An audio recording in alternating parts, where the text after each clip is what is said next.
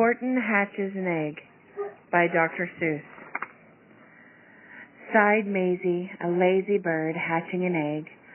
I'm tired, and I'm bored, and I've kinks in my leg from sitting, just sitting here day after day. It's work. How I hate it. I'd much rather play. I'd take a vacation, fly off for a rest, if I could find someone to stay on my nest. If I could find someone, I'd fly away free. Then Horton the elephant passed by a tree. Hello, cried the lazy bird, smiling her best. You've nothing to do, and I do need a rest. Would you like to sit on the egg in my nest? The elephant laughed. Oh, why, of all silly things, I haven't feathers, and I haven't wings. Me on your egg? Why, that doesn't make sense. Your egg is so small, ma'am, and I'm so immense. Tut-tut, answered Maisie. I know you're not small, but I'm sure you can do it, no trouble at all. Just sit on it softly. You're gentle and kind. Come, be a good fellow. I know you won't mind. I can't, said the elephant. Please, begged the bird. I won't be gone long, sir. I give you my word. I'll hurry right back. Why, I'll never be missed. Very well, said the elephant. Since you insist, you want a vacation? Go fly off and take it. I'll sit on your egg, and I'll try not to break it. I'll stay and be faithful. I mean what I say. Toodaloo! Sang out Maisie and fluttered away. The first thing to do, murmured Horton. Let's see. The first thing to do is to prop up this tree and make it much stronger. That has to be done. Before I get on it, I must weigh a ton. Then carefully, tenderly, gently he crept up the trunk to the nest where the little egg slept. Then Horton the elephant smiled. Now that's that. And he sat, and he sat, and he sat, and he sat. And he sat all that day, and he kept the egg warm. He sat all that night through a terrible storm. It poured, and it lightened, it thundered, it rumbled. This isn't much fun, the poor elephant grumbled. I wish she'd come back, 'cause I'm cold, and I'm wet. I hope that Maisie bird doesn't forget. But Maisie by this time was far beyond reach, enjoying the sunshine way off in Palm Beach, and having such fun, such a wonderful rest, she decided she'd never go back to her nest. So Horton kept sitting there, day after day, and soon it was autumn.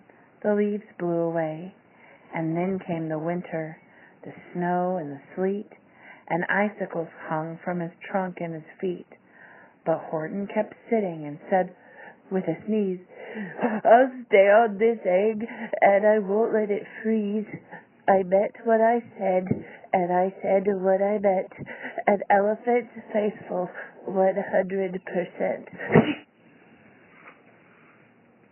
So poor Horton sat there the whole winter through, and then came the springtime with troubles anew.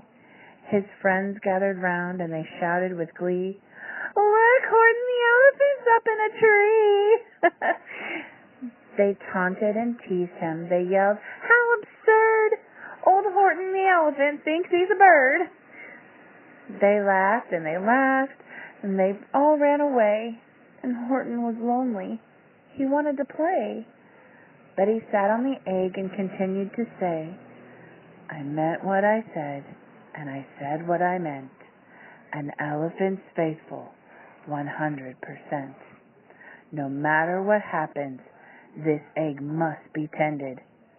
But poor Horton's troubles were far, far from ended, for while Horton sat there so faithful, so kind, 3 hunters came sneaking up softly behind. He heard the men's footsteps. He turned with a start. 3 rifles were aiming right straight at his heart. Did he run? He did not. Horton stayed on that nest. He held his head high. He threw out his chest. He looked at the hunters as much as to say, "Shoot if you must. I won't run away. I meant what I said, and I said what I meant. An elephant's faithful, 100%. But the men didn't shoot, much to Horton's surprise. They dropped their 3 guns, and they stared with wide eyes. "Look!" they all shouted.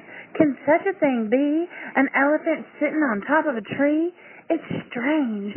It's amazing. It's wonderful. New. Don't shoot him. We'll catch him. That's just what we'll do. We'll take him alive.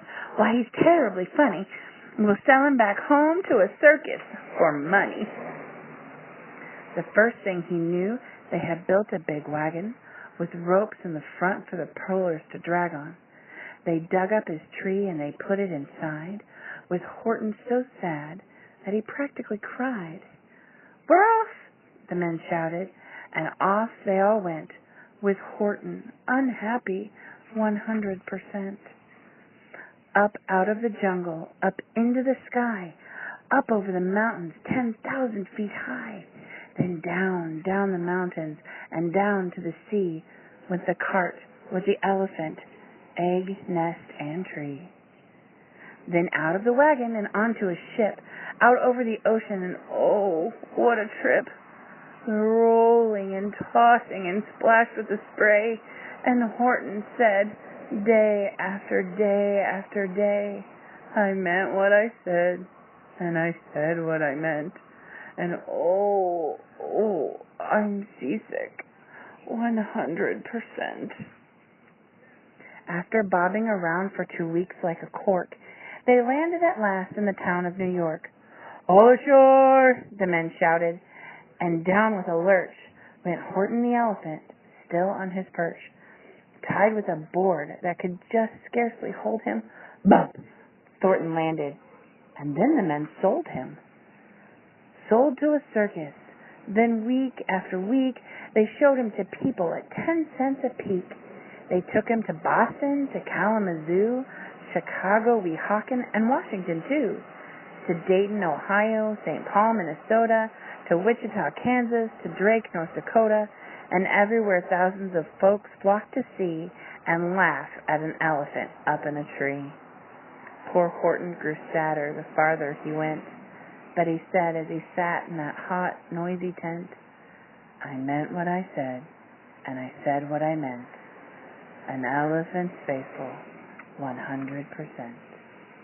And then, one day, the circus show happened to reach a town way down south, not too far from Palm Beach, and dawdling a long way up in the sky, who, of all people, should chance to fly by, but that good old for-nothing bird, Runaway Maisie, still on vacation and still just as lazy. And spying the flags and the tents just below, she sang out, "What fun! Why, I'll go to the show." And she swooped from the clouds through an open tent door. "Good gracious!" gasped Maisie. "I've seen you before." Before Horton looked up with his face white as chalk, he started to speak, but before he could talk, there rang out the noisiest, ear-splitting squeaks from the egg that he'd sat on for 51 weeks. A thumping, a bumping, a wild, alive scratching. "My egg!" shouted Horton. "My egg! Why, it's hatching!" "But it's mine!" screamed the bird when she heard the egg crack. The work was all done. Now she wanted it back. "It's my egg!" she sputtered. "You stole it from me! Get out of my nest! Get out of my tree!" Poor Horton backed down with a sad, heavy heart. But at that instant, the egg burst apart, and out of the pieces of red and white shell, from the egg that he'd sat on so long and so well, Horton the elephant saw something whiz. It had ears, and a tail, and a trunk, just like his. And the people came shouting, "What's all this about?" They looked and they stared with their eyes popping out. Then they cheered, and they cheered, and they cheered more and more. They'd never seen anything like it before. "My goodness! My gracious! My word, they all shouted. It's something brand new. It's an elephant bird. And it should be. It should be. It should be like that.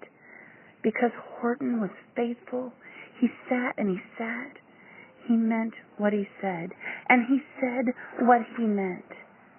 And they sent him home happy. 100%.